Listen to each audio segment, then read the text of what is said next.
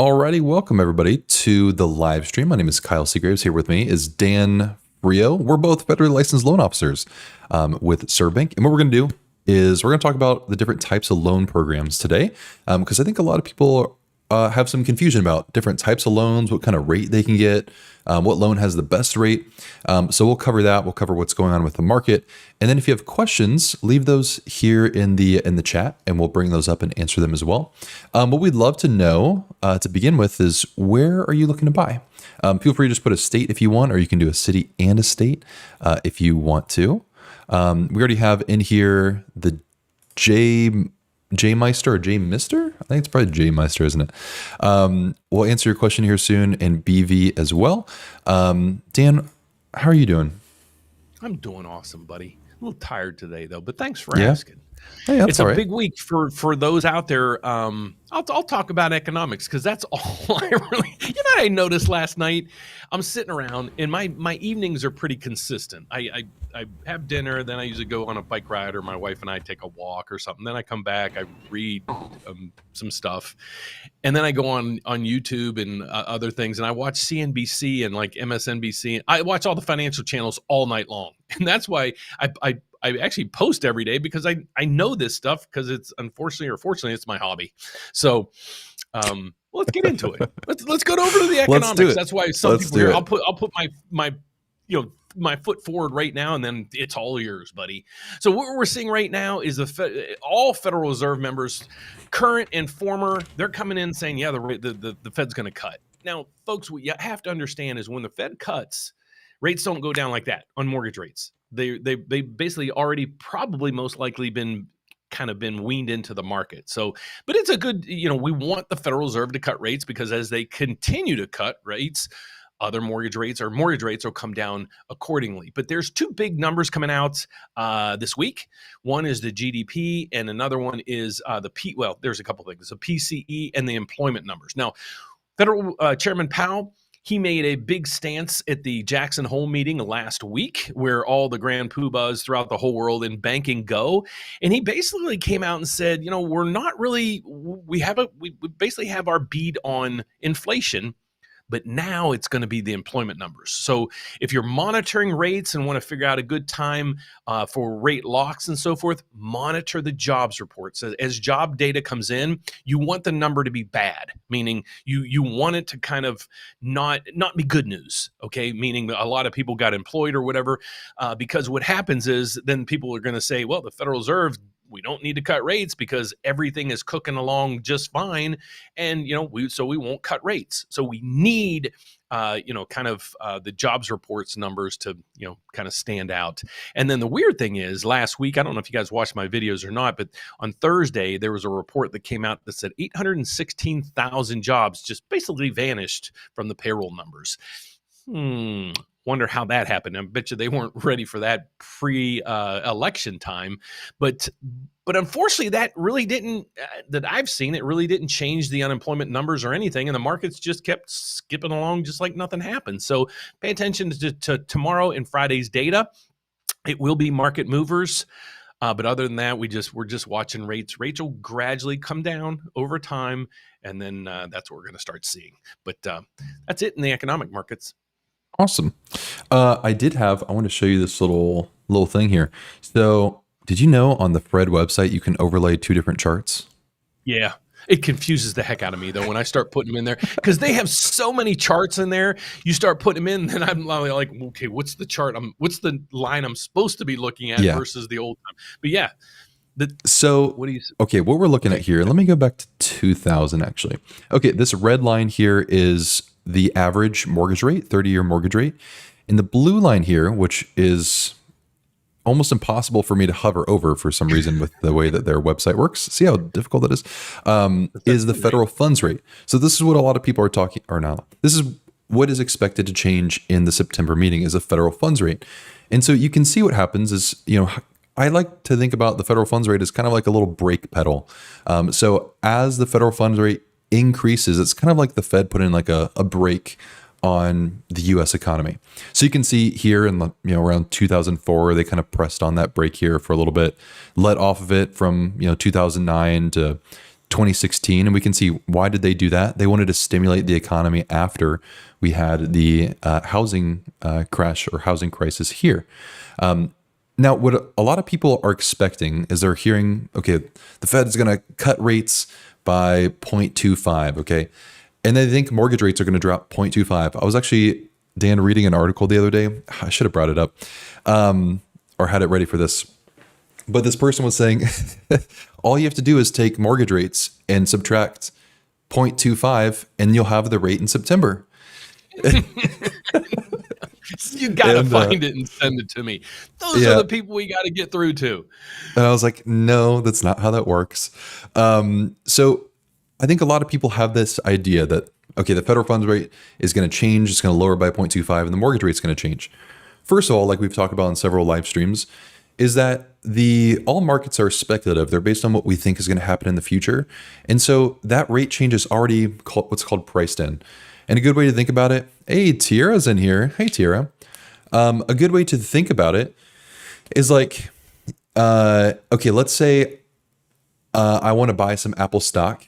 And let's say Tim Cook, right? Let's say Tim Cook comes out and says, hey, in 2 months, we're going to release our financial statements. And they're terrible. They're really bad. Well, the stock is going to drop when? Now or 2 months from now? It's going to drop now, right? Because it's based on what they expect to happen in the future. It's not going to be 2 months and then it drops. Same thing with the federal funds rate. Is everyone is expecting the federal funds rate to decrease. So mortgage rates already are going to respond alongside that information, not on September when they make that announcement. And I just wanted to illustrate this. Honestly, I'm going to steal that one because it's so hard to explain because it's like, well, it's going to be weaned into but that was kudos to you, buddy. Kudos. Thanks, Next man. time I see you, I'll give you a hug. Appreciate it. So I wanted to illustrate that with mortgage rates and how does the federal funds rate impact mortgage rates. So if we take a look back again, this is from September. Look at this huge cut. This was from, again, it's impossible for me to hover over the federal funds rate on this website. But it's like 5.5% here for the federal funds rate. Mortgage rates are about 7%. Okay. And this was 2001. Well, the federal funds rate dropped all the way down to about 1.75. Did mortgage rates drop 1.75% or that much? What's that spread? Like around 4-ish points? Yeah. Did it drop that much? No. It only dropped from 7 to about 5.25 at its lowest and then started going back up. Okay. Same thing here. We saw this huge spike. Did mortgage rates spike up? No. Okay. We saw this huge drop off. Mortgage rates slowly over time started dropping. And I just want to illustrate here, right here is a good example.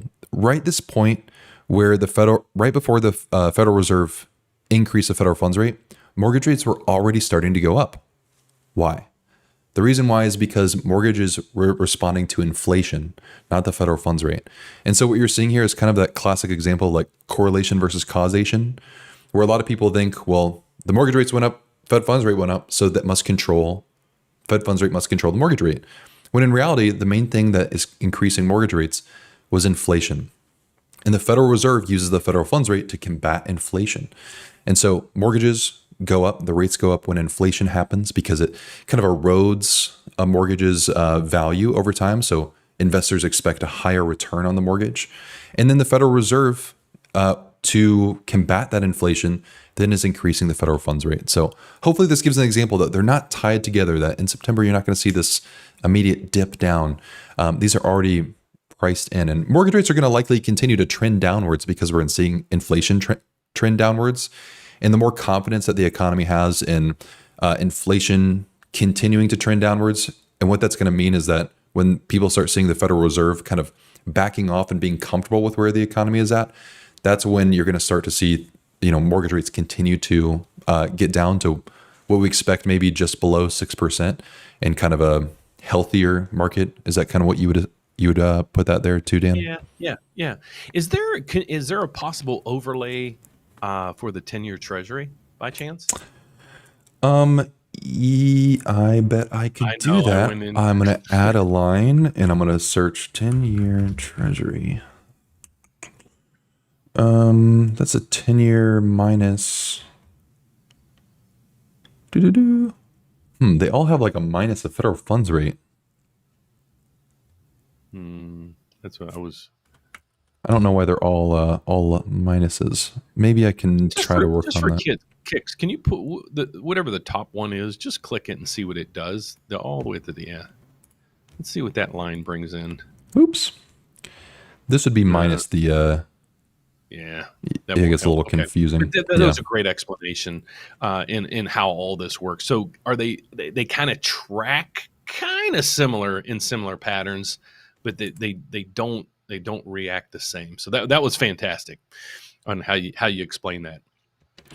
All right. So let's go. Let's hit a couple questions here, and then what we're going to do is we're going to spin around and we're going to talk about the different types of mortgages that most people will get, the main kind of qualifications with those mortgages, and then also why the rates are so different with each of these mortgages as well.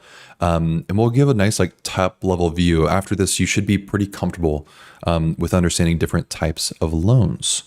Okay, let's go through just a couple of top questions here. So Jay Meister said, "Hey guys, when would you consider is the right time to pull money out of the market and put it into a high yield savings account? I already have about 60% in a high yield savings account, but the remaining 40% is in the market. What are your thoughts? All right, is this money for your down payment? Is that what you're assuming here?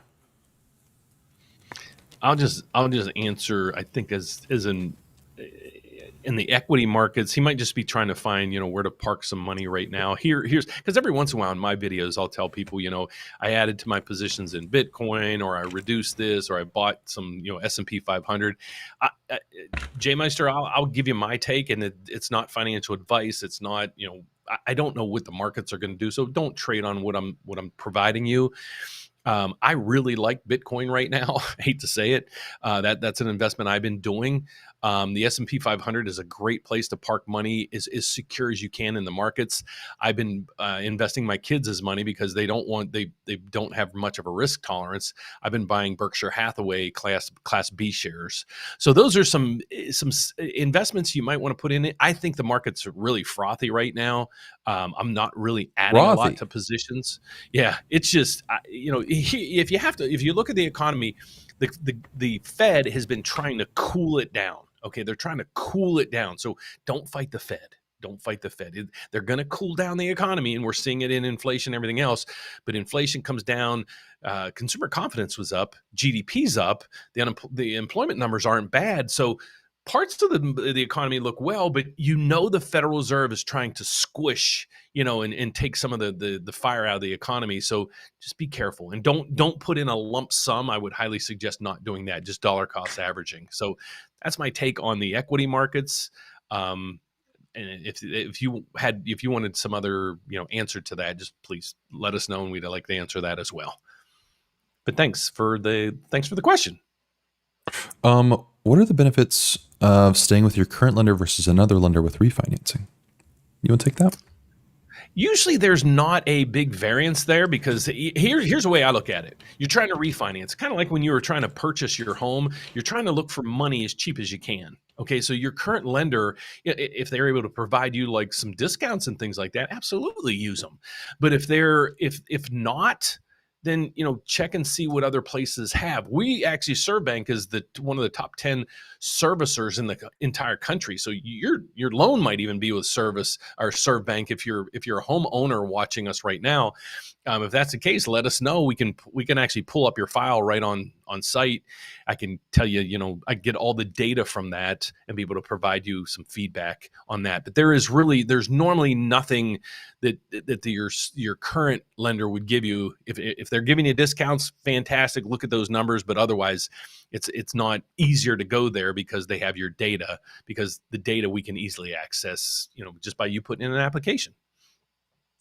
Let's see. We have hello from Harriman, Utah. Is that maybe? Yep. We have Fillet for life. Daniel said, hello.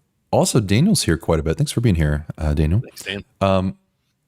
Is there any situations when escrow decreases, or is it only increase due to taxes and insurance? So I'm assuming you mean after you close on a home.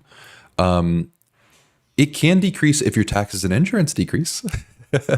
I um, actually had that a few times, believe it or not. what We went sent in the down? Your payment. taxes Like, or your insurance? yeah, but, well, when the housing crash hit, Oh, okay. your real estate taxes. I didn't know this, and I don't know if you know this as well. The real estate taxes, well, in where I live in Illinois, there it's based on the housing data from 3 years ago, housing values 3 years ago. Now I never knew that. So when the market was getting hammered back in 2008, actually my taxes went down pretty decent amount. My mortgage payment went down. So yeah, it doesn't Yeah, happen that's often, nice. but take it if it's there.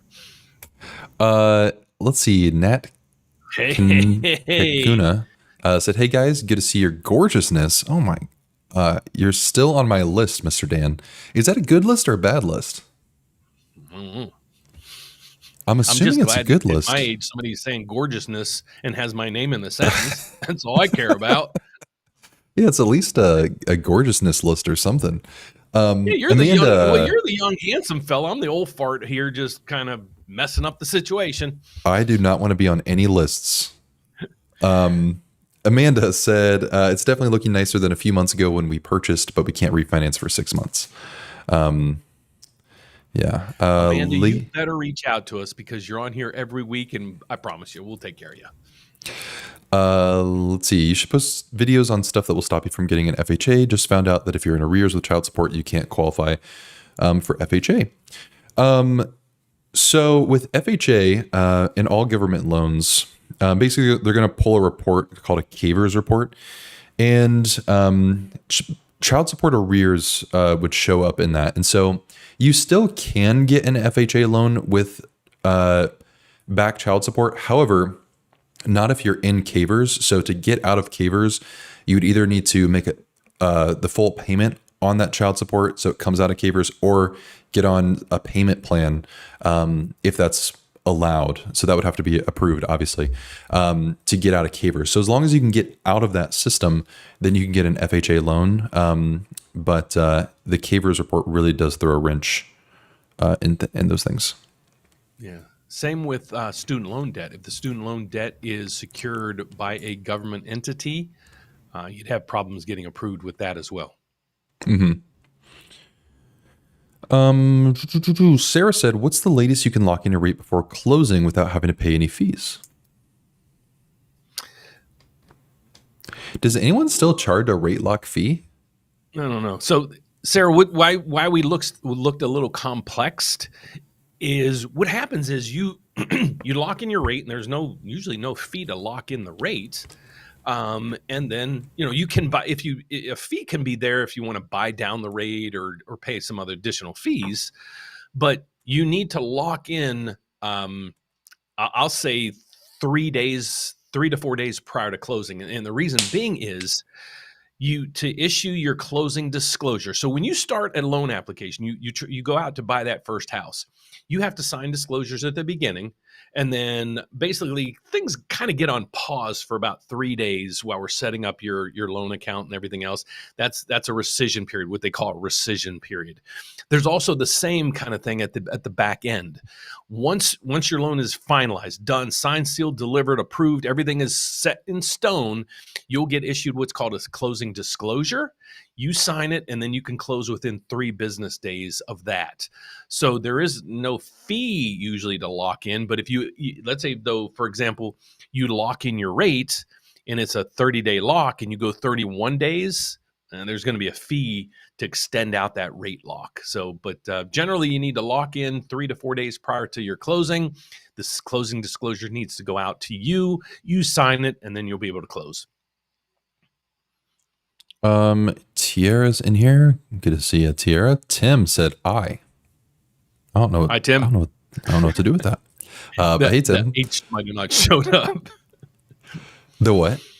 I see. I see. Hi. Okay. That's the only thing I can Michael, approximately how much will the mortgage rate go down if the rate cut is 0.25?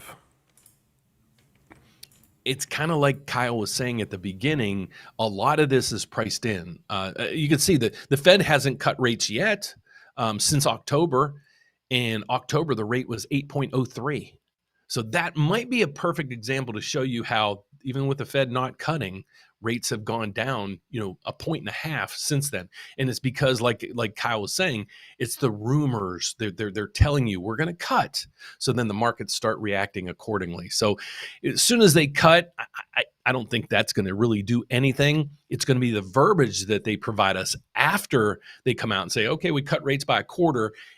And then we want to hear, what do you plan on doing next? Okay, that's the that's the biggest thing, because I'm going to use another cool word. The conundrum is, are they going to cut in November? Are they going to cut another quarter?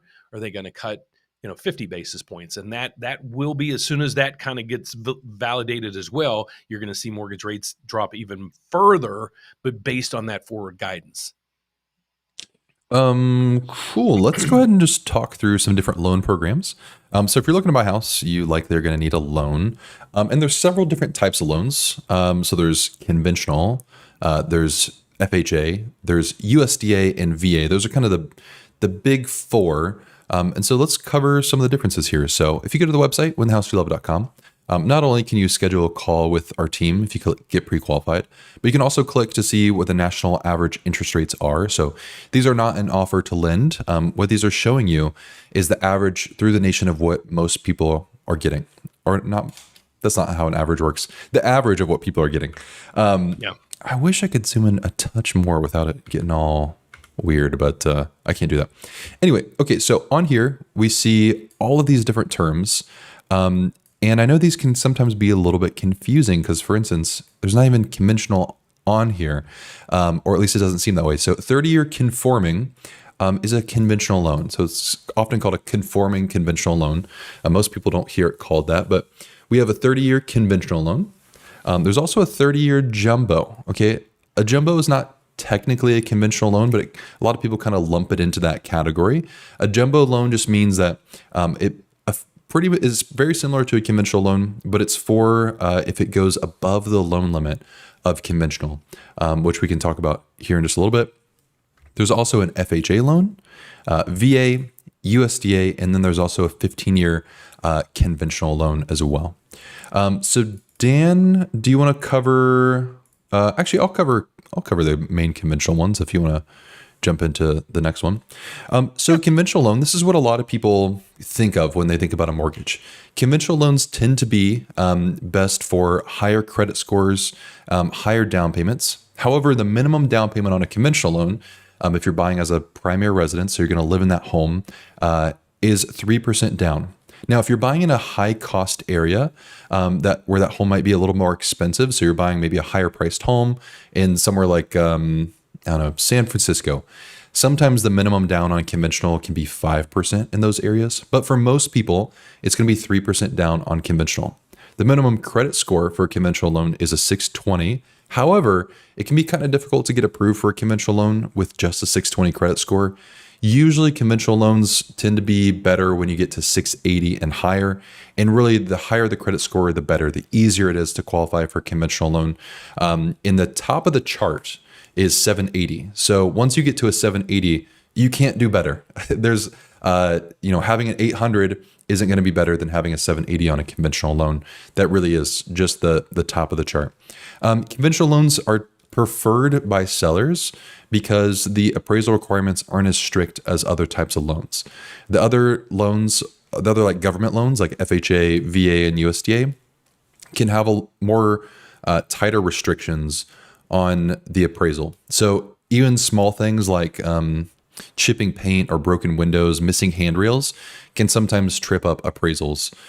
So government loans tend to like kind of move-in ready types of loans.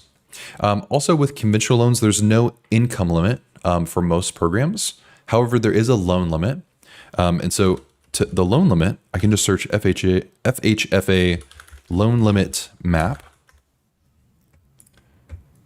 And that will show us here the loan limits based in all these different counties. Okay, so it's really small, isn't it?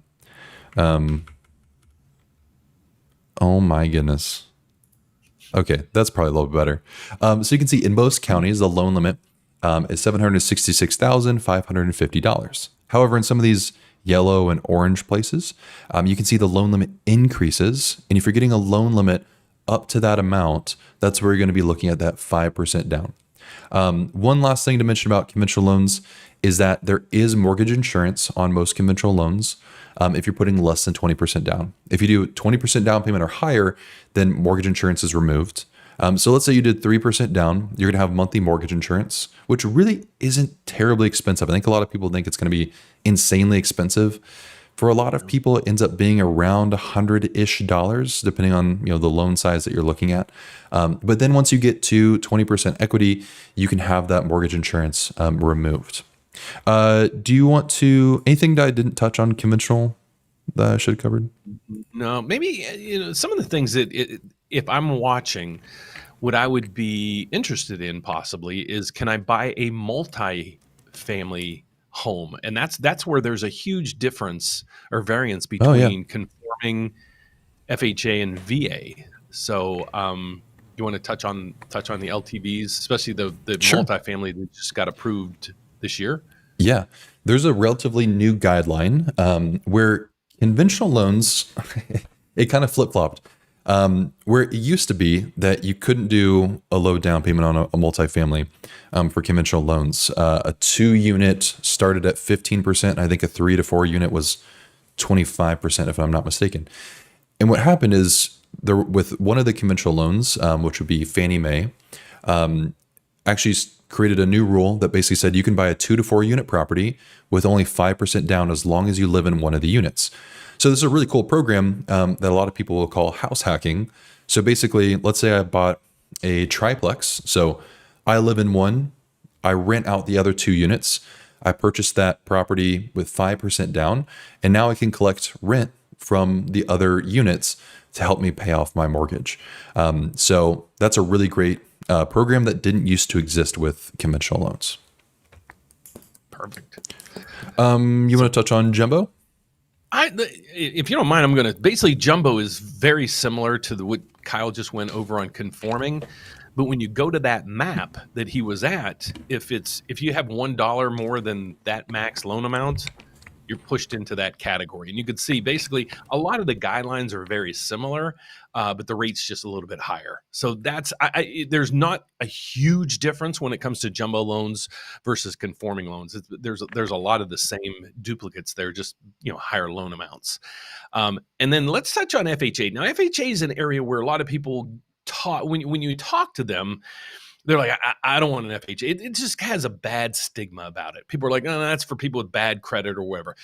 Let me just explain areas where an FHA loan would fit versus a conforming and vice versa. But FHA is basically there for, it kind of was created for middle to low income people, but then it kind of grew from there. So let me tell you the example that you have to go FHA, okay?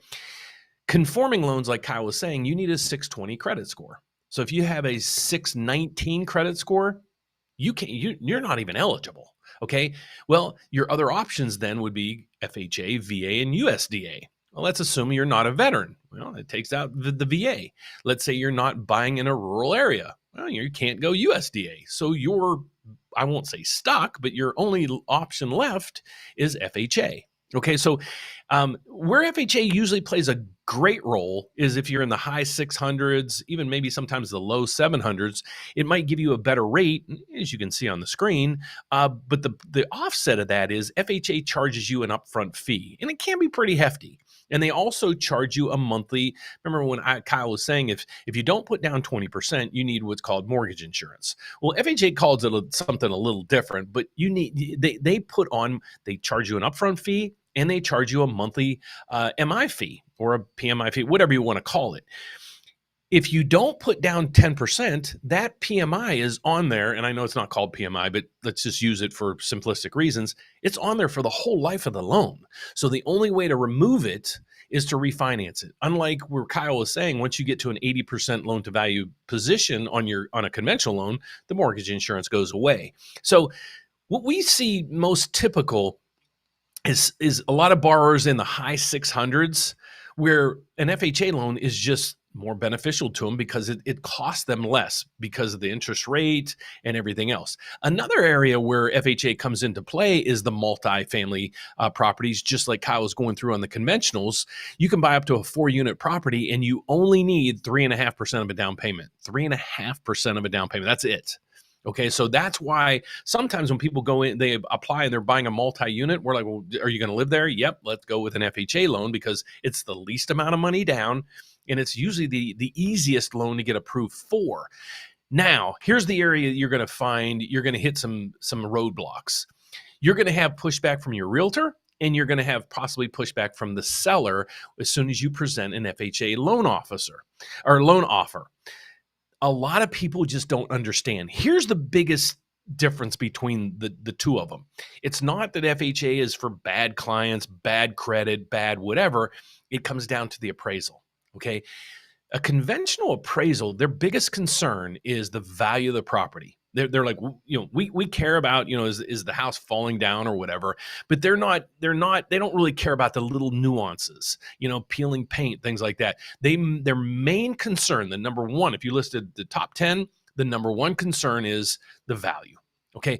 When you get to a government-backed loan, which is FHA, USDA, and VA, their biggest concern is safety as well as the value. So FHA and the government-sponsored loans, their appraisers are licensed, have more licensing than a conventional or a conforming appraiser, and they'll do more research on the house. They'll look like, for example, do you have those little GFI plugs next to all the water, in your bathroom, in your kitchen, things like that? If you don't, house isn't going to pass. Do you have smoke detectors in? Some states require CO2 or carbon alerts. If you don't have them, the appraisal's not going to pass.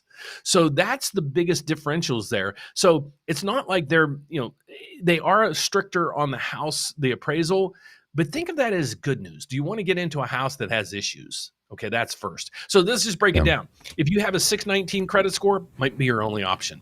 However, if you have a 780 score and you're putting down 20%, conforming is the way to go. There's no questions asked. So as we move through the rest of the products, you'll see similarities on the government loans. And when we mean by government loans, they're backed by the government, and those are FHA, VA, and USDA. So, Kyle, let's get VA for right now. You just had a huge video put out within the last year on USDA. You want to kind of tackle that one a little bit, and then I can cover that. Kind of go into the VA. Okay. And just to clarify, on when we're talking about FHA, VA, and USDA appraisals kind of being a little more strict, I think often for a lot of situations it can be kind of blown out of proportion. Because often it's super small things, and all that happens is the appraisal report comes back and the appraiser says, hey, here's a small list of items that need to be addressed. And really the fixes can be super simple. I can't tell you the amount of times I've seen an appraisal come back and it's just, it might be like the 3 steps up to the front door doesn't have a handrail. And so, okay, up to code, it needs a handrail on one side. It is not hard to go to Home Depot and put in a handrail, a little wooden 2x4 handrail, put that in for, I don't know, $30 if you're handy, or hire somebody to do it. And that will solve the problem, right? It's small things like that. Or it will be things I've seen, loose wires hanging down. The majority of the issues are just a little thing, a cracked window, It's not terribly hard to tie up a wire so that's not loose and hanging down. Nobody wants that anyway. So a lot of these fixes are really easy, or not the end of the world. Difficult. Yeah, some are difficult. I had somebody that had an oil tank. The house was old and used to be heated by oil, and they had an oil tank in the home that had a crack in the bottom. They had to actually remove it before they could buy the house. It was that much of a detriment. And yes, it's costly, but again, it's an empty, cracked oil tank in your basement. Yeah. I'll leave it at that. So when we're comparing these loans for now, when we're looking at, if you're looking at, okay, conventional versus FHA, like Dan mentioned, it's primarily, if you have a 680 or above, conventional tends to be the better option. If you have less than that, if you have, I would say between a 620 and a 680, FHA versus conventional, you want to kind of compare those two and see side by side what those look like. And then below a 620, so 580 to 620 is for FHA. exclusively because conventional doesn't go below 620. Now, USDA is an interesting loan program that most people don't qualify for. It's a little bit of a tight box. And the reason why is that it's only for rural areas. So what I'll do is I'll look at the USDA map, and I'll click here, accept on this little disclaimer. So all of the areas in orange are ineligible. Okay, let me zoom in a touch here. So for most metro areas, if you extend your commute by a bit, and in a lot of places it ends up being around 20 to 25 minutes extension of a commute from downtown, you likely are in a USDA eligible area. However, those aren't always the most desirable areas to live in. Totally get it, but that's what this program is designed for. So for instance, if you were looking at buying in, I don't know, let's go over here somewhere in Illinois. Let's say you have work in Bloomington. I know nothing about Bloomington. Here in Illinois, well, you can't buy in this area with a USDA loan. However, everywhere outside of this qualifies for USDA. Everywhere here except the orange qualifies for USDA. So any city that is, or any metro is not going to qualify, but any what's rural area would qualify for a USDA loan. Let me jump back over here. Now, the nice thing about USDA is that if you meet that criteria, there also is a income limit as well. Okay, there's no loan limit on USDA, but there is an income limit. So those are the two big kind of sticklers with USDA, is that it's dependent on the area, and there also is an income limit, which you can check on the same website. It shows you all the income limits there. Now, if you qualify for those, USDA is great because it's 0% down. So no down payment at all with a USDA loan. They're also, their mortgage insurance is really low monthly. It's probably about half that of what a conventional loan is, and just above half of what an FHA loan is. So really low mortgage insurance. There also is what's called a guarantee fee. It's like an upfront mortgage insurance that's included in the loan amount. But if you can qualify, USDA is a fantastic option. But again, there's those two kind of more difficult things to qualify for. It's the area that you're buying in, and then also your income limit as well. Did you want to cover VA? Well, one of the big detriments to USDA is the debt ratio. It has the lowest debt ratio factors of any program you're seeing on there. So that's usually the area that we have the most difficult with. If you found the house in a rural area and you don't make as much money to disqualify you, many times the next step, the debt ratio, which is all your expenses divided by your income, it doesn't work. So we do a lot of loans and we get a lot of applications for USDA. Most of them, I would probably say about 95% of those, if not more, usually end up flowing over to either a conforming loan or an FHA loan. Mm-hmm. And then last but not least is VA. Now I had a live event about a year ago. And here was the concerning thing about VA. 12% of veterans use their VA benefits. It's absurd. And I don't know if you can find it, Kyle, but there was a comment Carlos Nunez just posted, and he said he just cashed out on a refinance. He went from a VA loan to a conventional, and now his question is, can I purchase another home in the future with my VA loan benefits? Yes, and I actually have a borrower right now that they have a VA loan, and I'm getting them another VA loan because they didn't use all their benefits. So basically what I talked to VA, and I just wanted clarification on what's what. They were like, okay, if he doesn't have over, and I think their comment was, if he doesn't have a $400,000 mortgage or more on one of them, he most likely has still some guaranteed money from the VA to qualify for another property. So if there's anybody on here that's a veteran that would like to buy or refinance, please reach out to us, because it is kind of the programs are odd. A lot of people think they can only have it once, maybe once only. Same thing with FHA. You can have an FHA loan. I'm working on another person. They have an FHA loan now, but they're buying 3 states over because they got transferred. I'm getting them another FHA loan. It's not common. But if you're moving over 100 miles away from your first property, the loan that has the FHA, you could qualify for another FHA. So again, you might be able to have multiple VA loans. The VA loans, if you're a veteran, it's probably the easiest program to get approved for. They have debt ratios that exceed all the other programs. Conventional loans or conforming loans, maximum debt ratio 49.9. You go to 50, declined. FHA, you can go to about 55, 56, 57. I've gotten VA loans done with a 65% debt ratio. And you might say, okay, that's absurd. Well, there was other factors involved, but they will provide financing with that big of a debt ratio. And you got to think of it, 100% financing. You can even buy up to a 4-unit building.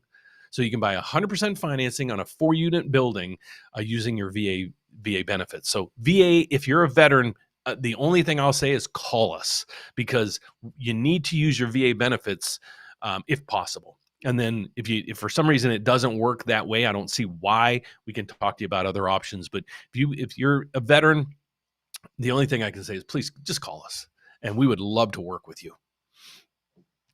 What were the other things we were going to talk about? You want to fly through some questions quick? Oh, yeah, we can do that. Let me get back to where we were. Let's see. What is a good measure to decide when to refinance? Is 1% a good drop? And should we be taking tax benefits into consideration? The 1% used to be, it was an old wives' tale back years ago. And years also, when I say years ago, it was really expensive. In some areas, it is expensive to refinance. Not every place is it cheap. Like I'm in Illinois, our title fees. So if you're looking to refinance, you have to find, there's few pieces of this puzzle. How big of a loan do you have? If you have an $80,000 mortgage, a 1% reduction isn't going to do anything. If you have $1 million mortgage, heck, a 0.5% cut is going to probably save you a lot of money.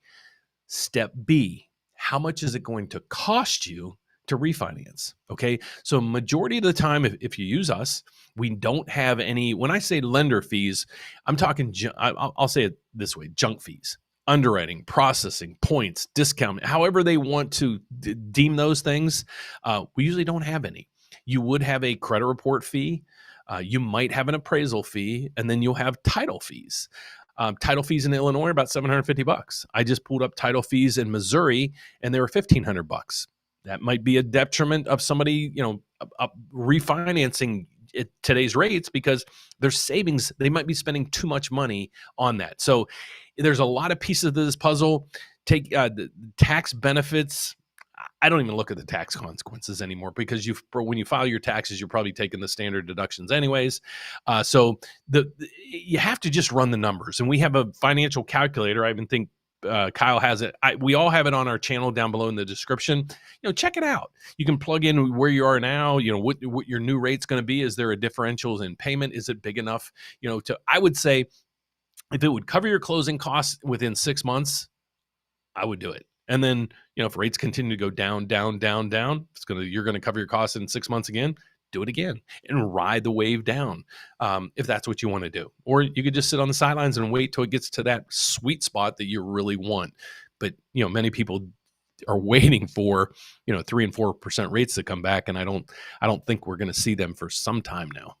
Yeah. Amanda said, we'll definitely reach out. How does it work when you refinance with a new lender? It's really, this refinance is pretty much the same no matter what lender you work with. You'll likely fill out a short application. They might request some documents. If it's a streamline, it's going to be a lot easier, but it really isn't different. There's not like a whole new process that has to happen if it's with a new lender.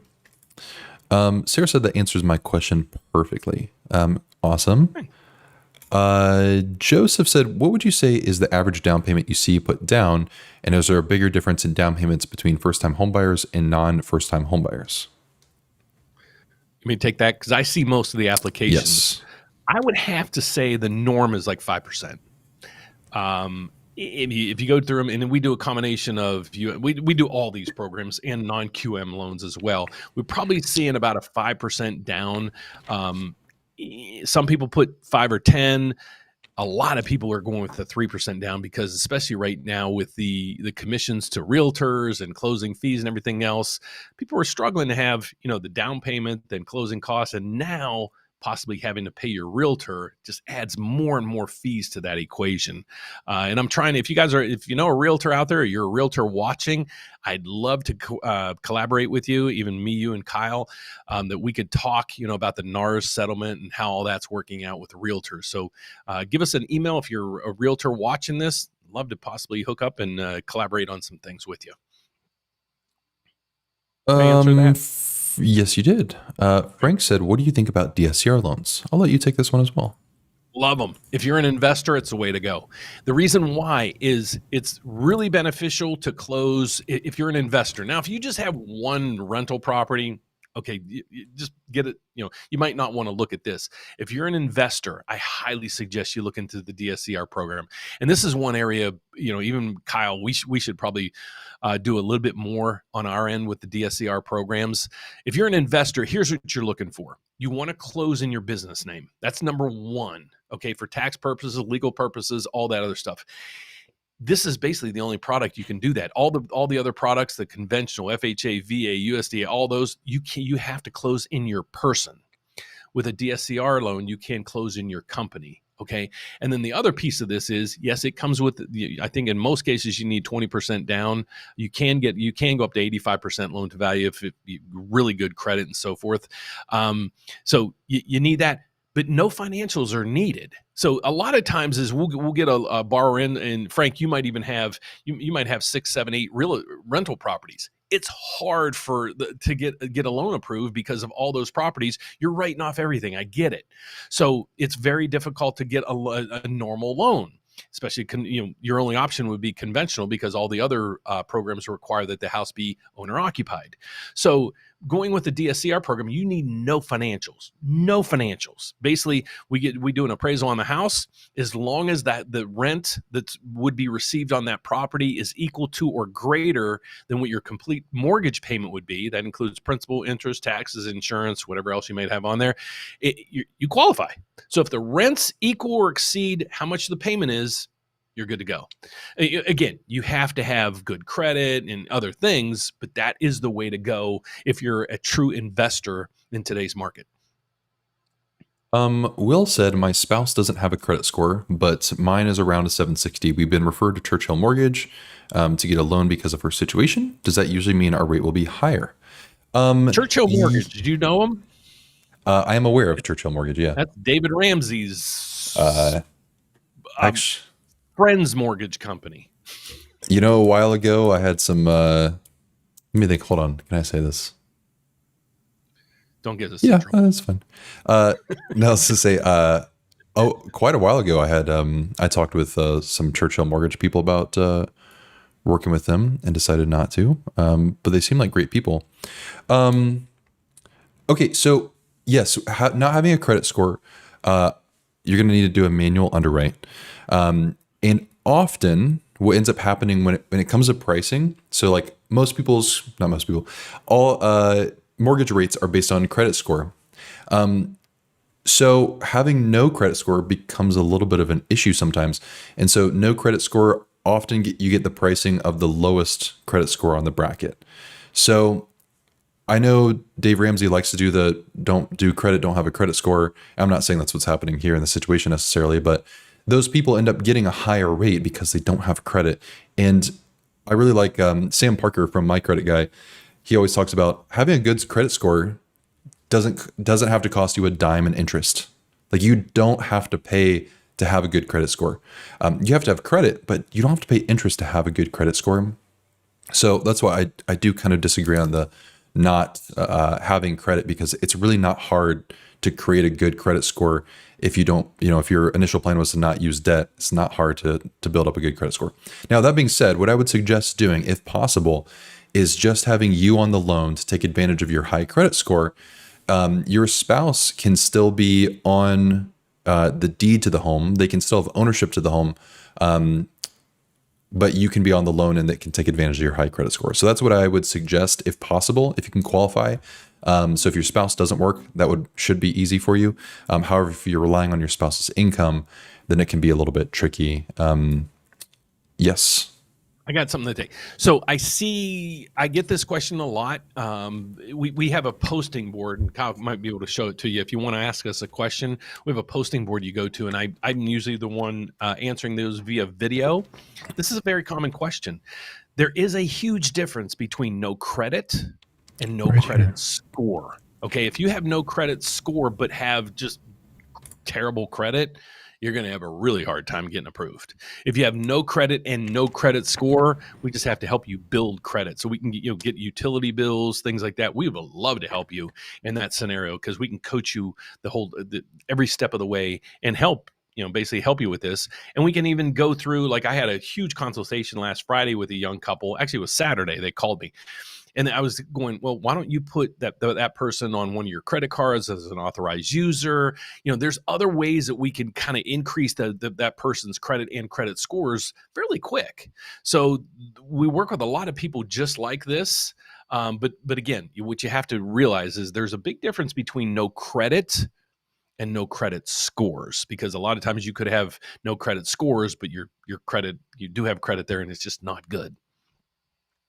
Sorry about that. No, you're good. Dylan said, because a rate cut has already priced in, will mortgage rates actually drop as soon as the Fed cuts? What will happen is, like what I was just saying earlier, it's going to be, once the Fed cuts, it's going to be the verbiage. Basically, just pay attention. I do a video every day, and people, I get flack from some people saying, why don't you just repeat what we already know from the markets? Well, that's like any news channel. They're telling you kind of what's going on and trying to recap it for you. So follow my channel on a daily basis. I'll give you what Fed officials are saying, what the rumors are telling us, what a whole bunch of other things are telling us, because Kyle had that perfect example, of the Apple, their earnings report. So every day I come out and I kind of give you a little bit more of those Apple reports prior to the earnings. And then we're not talking, you guys understand what I'm saying and I'm going to walk you through every day what direction's going on, what news is coming out, and what's actually going to transpire. And that was 4 seconds remaining. Whew, sweet. This is for my perfect example. Thank you. I'll take the win here. You got to explain to people what you're doing. I would say we usually have a one thing to add into to this as well is that what we're not saying that rates won't continue to decline over time. We're not saying that September is going to happen and nothing's going to happen to rates. It's likely that rates are going to continue to keep going down because there is still expectations of inflation continuing to come down, the Fed having more rate cuts in the future. So that trend is going to keep happening downwards. We're just wanting to illustrate here that reduction in Fed funds rate doesn't mean an immediate drop in mortgage rates. Of course, we're expecting mortgage rates to continue declining. And so, it's likely that in September, we'll have lower, or, at the end of September, we'll have lower rates than we do now. That's kind of what we're expecting.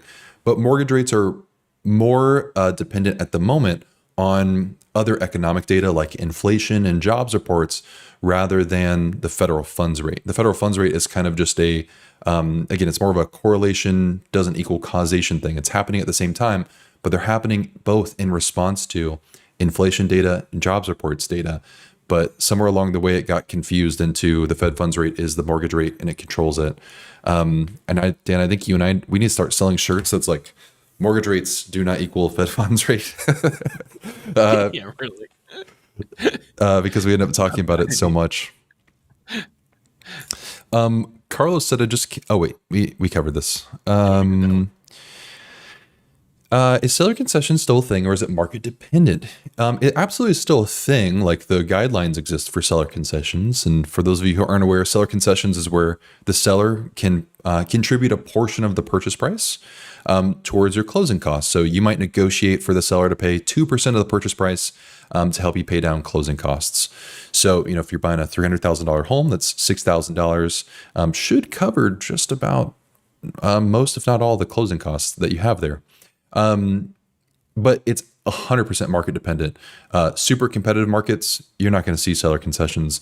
More chill markets, it's very likely you'll see seller concessions even now. They're not going to be as high as they used to be. A couple of years ago, I remember, I feel like I worked with this realtor. It was like every client that had an FHA loan, she would get 6% seller concessions for him. God bless them.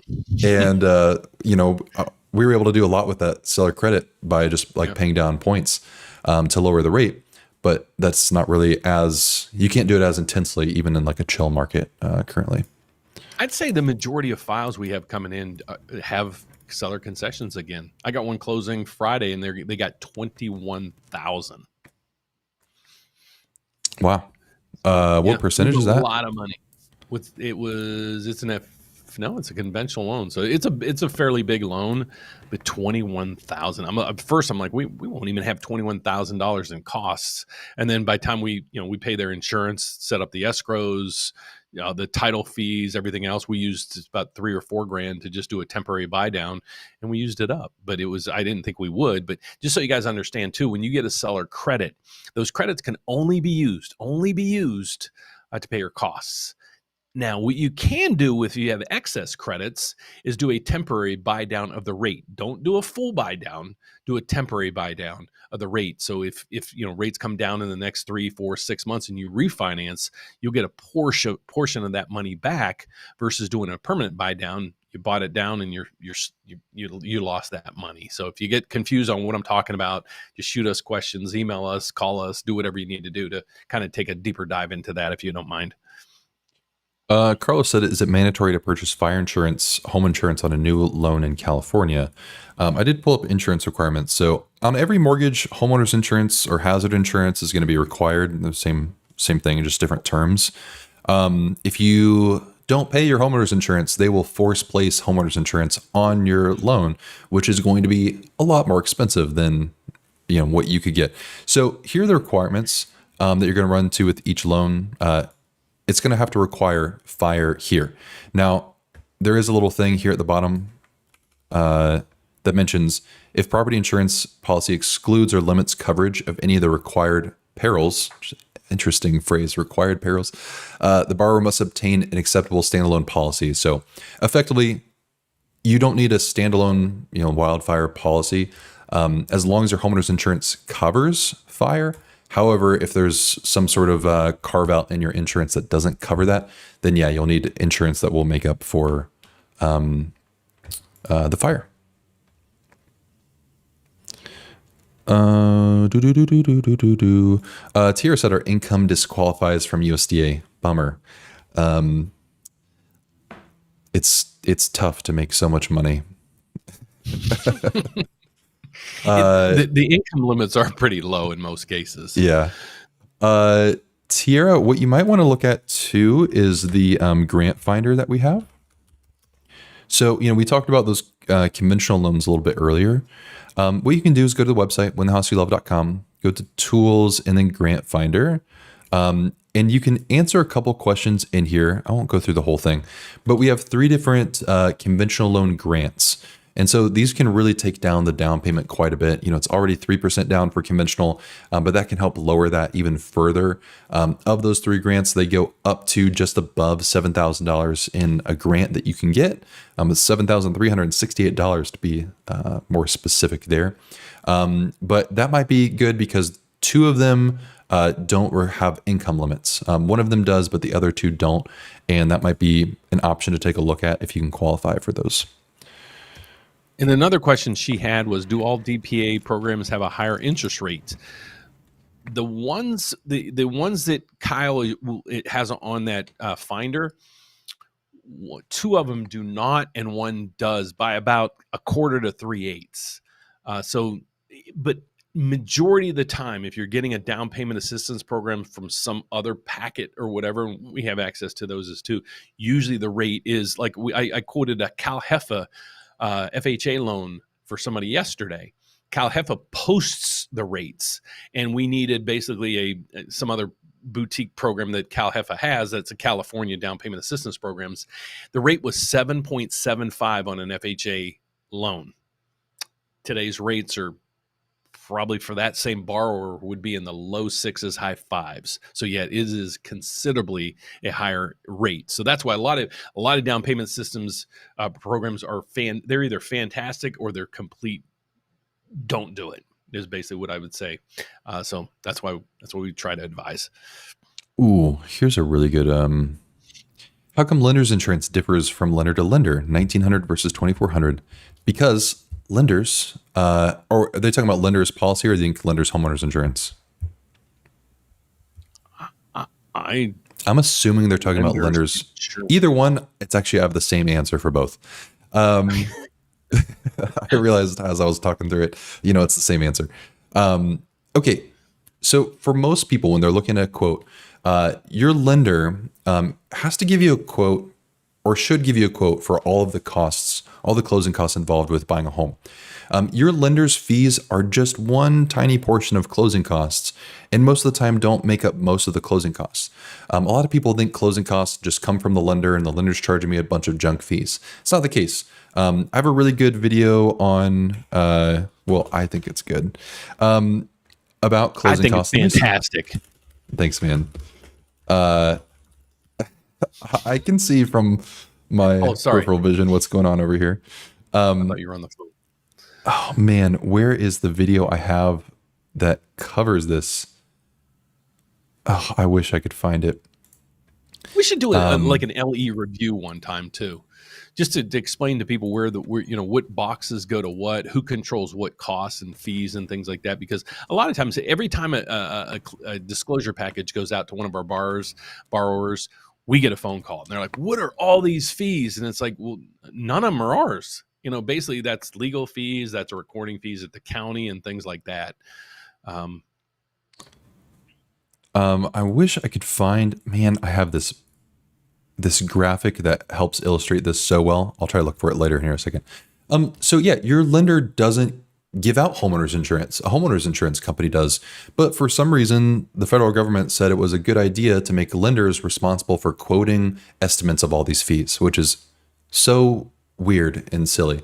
So no matter if it's title fees, if it's even recording fees, if it's property taxes, homeowners insurance, your lender's trying to do their best job to estimate what that's going to be.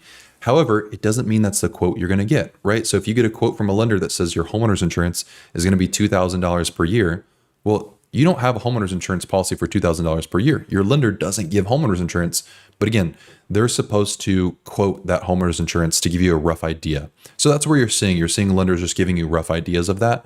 Unfortunately, tons of people end up choosing a lender that has lower fees, but again, these are estimated fees. If Dan and I were unethical people, we could give out quotes to people legally that said homeowners insurance is going to be $500 a year. We could give those out to everybody. Well, you're not going to get insurance for $500 per year. You're the one who shops for your homeowner's insurance. And what ends up happening is there's a lot of loan officers who do that. They might not undercut it that much, but they might go pretty low on the homeowner's insurance cost to try to win your business, when in reality, they don't charge homeowners insurance. When you're comparing lenders, you're only looking at the lender fees. So you're looking at origination charges, discount points, appraisal fee. That's about it. It's going to be section A and B of your loan estimate. So keep that in mind. Your lender doesn't charge for title. They don't charge for homeowners insurance. They don't charge transfer taxes. They don't charge property taxes. They don't charge recording fees. They only control what they charge. So don't make a decision just based off of things like homeowners insurance being different. Nat Kikuna said, it's good. We'll use Dan to pre-qual in a couple months. Question, selling a home in Mesa, Arizona, want to buy in Oregon. How can we qualify without having jobs and using profits from the sale of the home? You can't. Unless you use like a DSCR program. And here's what I mean. I think, Kyle, we spoke about this a couple of days ago, where we have a lot of people moving from one state to another, and they're trying to buy a house and then buy the house and then try to find jobs. Unfortunately, it doesn't work that way. On our side of the fence, and I'll talk about on the lending side, is we don't wonder if you get out there and you just have a tough time finding a job and you don't pick up one real quick or whatever else you have. Now, if you have a huge amount of money in the bank, we might be able to do like an asset depletion program or something like that. But a perfect example for yours would be maybe buy it as a rental property, or a DSCR program, to avoid having to, basically show proof of a job or something like that. So when you do, or when you're ready, go ahead and just give me a call or an email, and I'll be more than happy to just walk you through all the options that you have and kind of take it step by step. But this is a very common question we get on a daily basis. Here's the graphic. Okay, so when people are looking at closing costs, like I said, they think it's often just the lender that's charging for closing costs. Well, when you buy a house, there's a lot of different services involved in here. There's a lot of people involved in you purchasing a home. So, for instance, you have the lender. The lender's going to charge a fee. Usually, it's an underwriting fee. You have a homeowner's insurance agent. I'll skip the real estate agents for a second. You have a title company who's doing a search of the home to make sure you own it legally when you buy it. You might have a home inspector who makes sure it's in the right condition for you. You have an appraiser who's valuing the home. You have the county who might charge recording fees, possibly transfer taxes. You may have an attorney. You may have a home warranty person as well. You also have the seller, right? And the seller is often, that's why these are in dots, often paying for the seller's agent and the buyer's agent, and potentially for the home warranty. So you have all these people involved, and this is where closing costs comes from, is all of these services need to be paid for you to be able to purchase a home. Because again, you can't purchase a home without the county being involved. Otherwise I don't even know how that would be possible, but like these people have to be involved for you to be able to purchase. And so that's where the bulk of closing costs is coming from, not just from your lender, who's one piece of the puzzle of all the people involved here. Hey, just a quick question. When that Nat Kakuna that says I'll use Dan to get pre-qualified, and they say, folks, we work together. Is that I'll be using Dan for my pre-qual. So Kyle and I, we both work at ServBank. We're buddies. We're employees together. I don't know how to phrase that. We work at the same company. We both. I mean, Dan's my boss. If that helps clarify. So I work on most of the deals when they come through. So that's kind of what we do here. Okay, let's see. We have rents continue to go up. Frank said, what other incentives do you get through a VA loan besides 0% down and no mortgage insurance fee? Do they help with closing costs?